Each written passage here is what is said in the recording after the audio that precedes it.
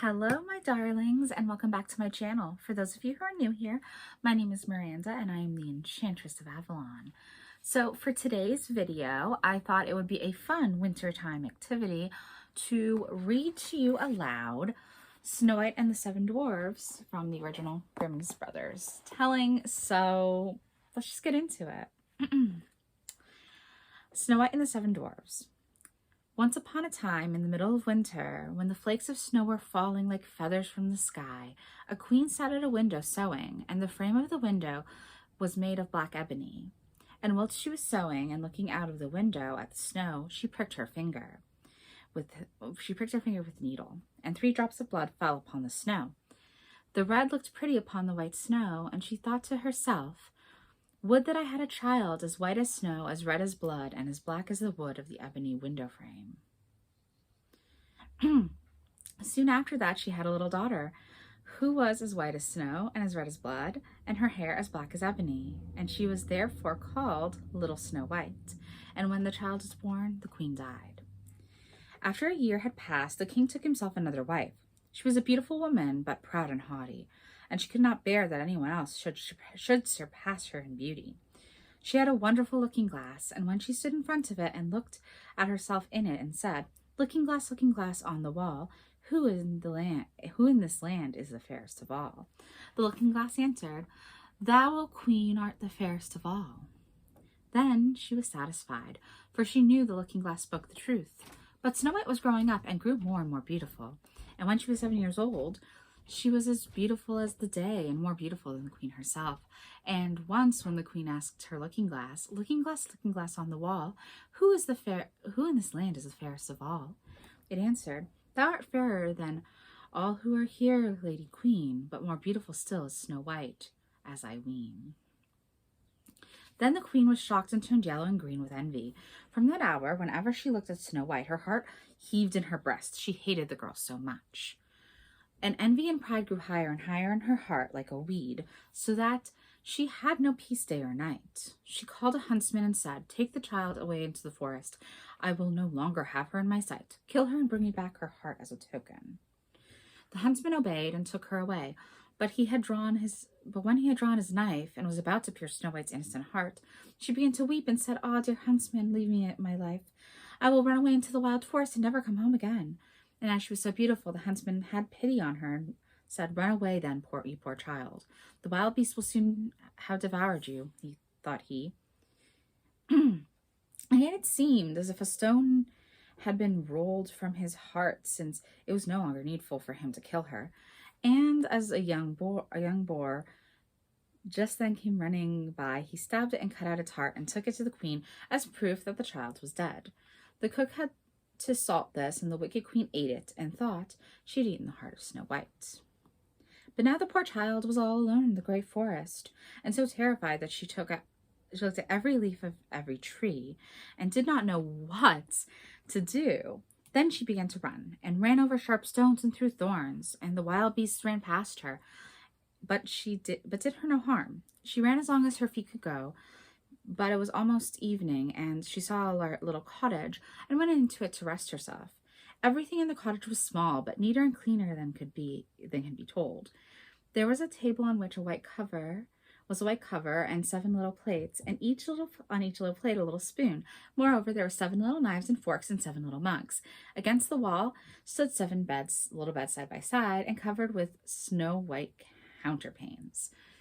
Little Snow White was so hungry and thirsty that she ate some vegetables and bread from each plate and drank a drop of wine out of each mug, for she did not wish to take all from one only. Then, as she was so tired, she laid herself down on one of the little beds, but none of them suited her. She was too long, one was too long, another too short, but at last she found that the 7th was just one was right, so she remained in it, said a prayer, and went to sleep.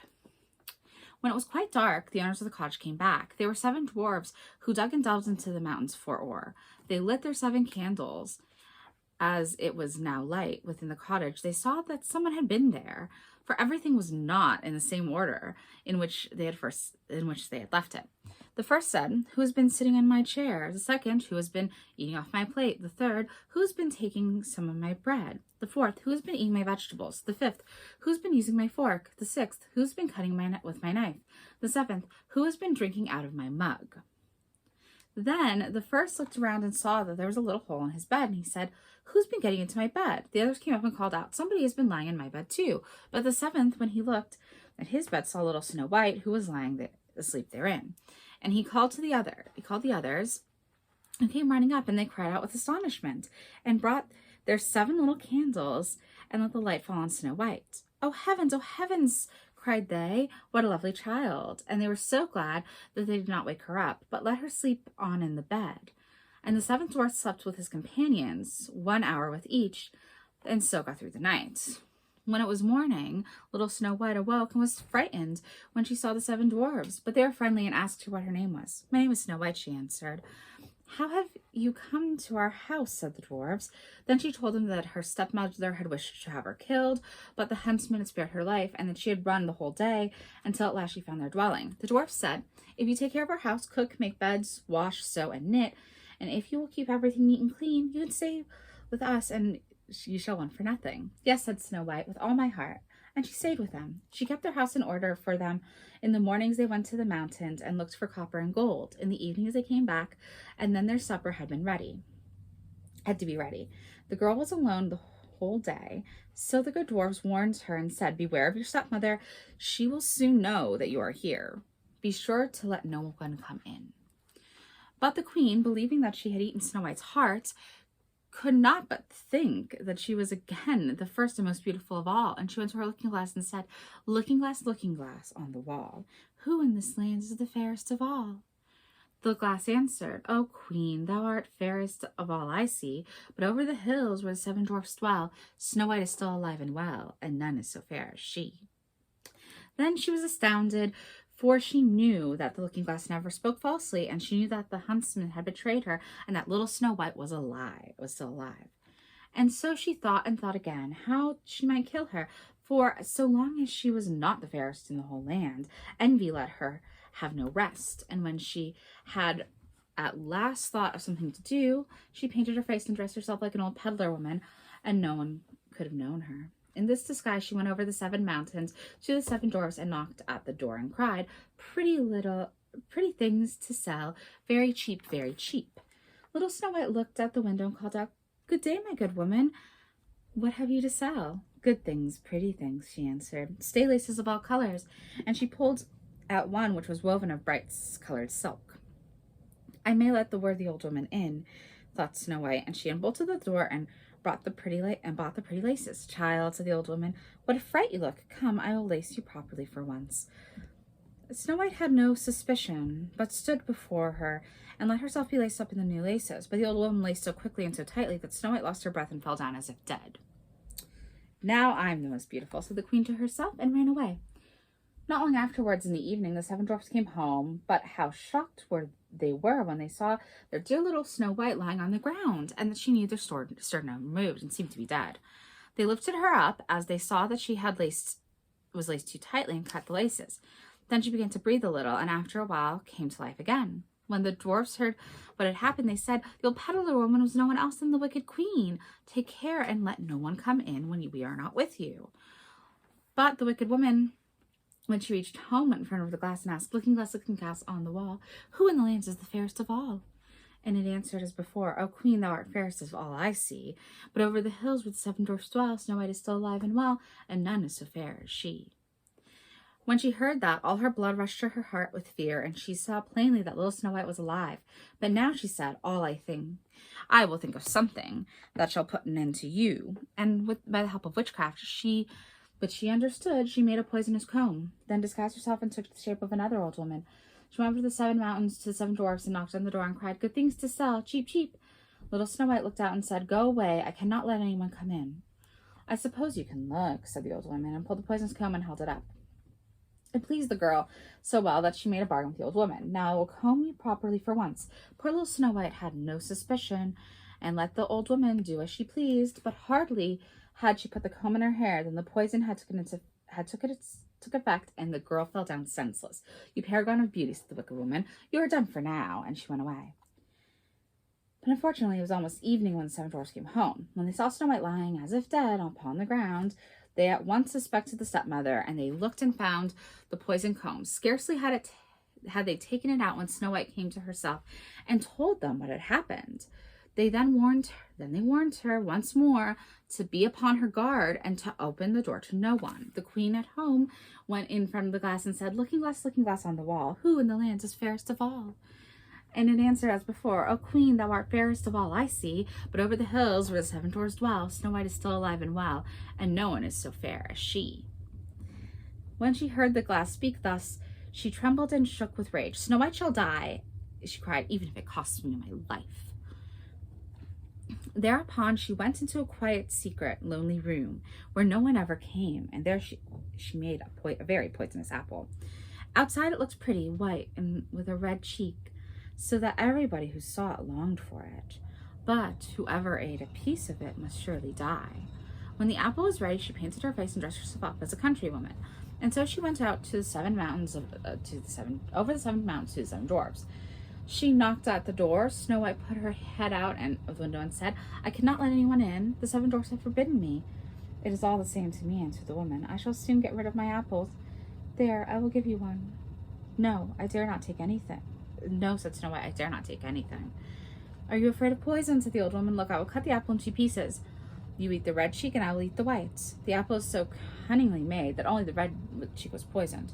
Snow White longed for the fine apple, and when she saw that the woman ate part of it, she could resist no longer, and stretched out her hand and took the poisoned half. But hardly had she bitten a bit of it in her mouth than she found down dead. Then the queen looked at her with a dreadful look and laughed aloud and said, "White as snow, red as blood, black as ebony wood. This time the dwarfs cannot wake you up again."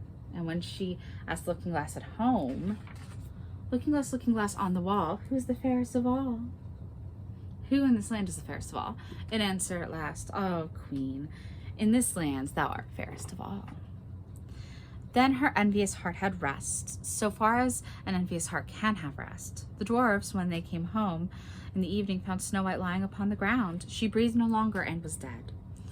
They lifted her up, looked to see whether they could find anything poisonous, unlaced her, combed her hair, washed her with water and wine, but it was all of no use. The poor child was dead and remains dead. They laid her upon a bier, and all 7 of them sat round and wept for her, and wept 3 long days long. Then they were going to bury her, but she still looked as if she were living, and still had her pretty red cheeks. They said, we could not bury her in the dark ground, and they had a transparent coffin of glass made, so that she could be seen from all sides. They laid her in it and wrote her name upon it in golden letters, and that she was a king's daughter. And then they put the coffin upon the mountain, and one of them always stayed by it and watched it. And the birds came too and wept for Snow White, first an owl, then a raven, and last a dove. And now Snow White lay a long time in the coffin, and she did not change, but looked as if she were asleep, for she was as white as snow, as red as blood, and her hair as black as ebony. It happened, however, that a king's son came into the forest and went to the dwarf's house to spend the night. He saw the coffin on the mountain and the beautiful Snow White within it, and read what was written upon it in golden letters. He said to the dwarfs, "Let me have the coffin, I will give you whatever you want for it." But the dwarfs answered, "We will not part with it for all the gold in the world." And then he said, "Let me have it as a gift, for I cannot live without seeing Snow White. I will honor and prize her as of my dearest possession." As he spoke in this way, the good dwarfs took pity upon him and gave him the coffin. And now the king's son had carried it away by his servants on their shoulders. It happened that they stumbled over a tree stump, and with the shock of the poisonous piece of apple which Snow White had bitten off came out of her throat, and before long she opened her eyes, lifted up the lid of her coffin, sat up, and was once more alive. "Oh heavens, where am I?" she cried. The king's son, full of joy, said, "You are with me," and told her what had happened, and said, "I love you more than everything in the world. Come with me to my father's palace, and you shall be my wife." And Snow White was willing and went with him, and their wedding was held with great show and splendor. But Snow White's wicked stepmother was also bidden to the feast, where she had arrayed herself in beautiful clothes. She went before Looking Glass and said, Looking Glass on the wall, who in this land is the fairest of all?" The glass answered, "O queen, of all here the fairest art thou, but the young queen is fairer by far, as I trow. Then the wicked woman uttered a curse, and was so wretched, so utterly wretched, that she knew not what to do. At first she would not go to the wedding at all, but she had no peace, and must go to see the young queen. And when she went in, she knew Snow White, and she stood with all rage and fear, and could not stir. But iron slippers had already been put upon the fire, and they were brought in with tongs and set before her. And then she was forced to put on the red heart shoes, and danced until she dropped down dead. So that is the original Grimm's version of Snow White. Well, not the original, it's the edited version where they made it the stepmother and not her actual mother, because in the earliest one, it's her actual mom. I do hope you've liked my recitation of Snow White and the Seven Dwarves. If you do, please like, comment, subscribe, and I will link some blog posts down in the description box below. Have a very wonderful week, everyone. Bye now.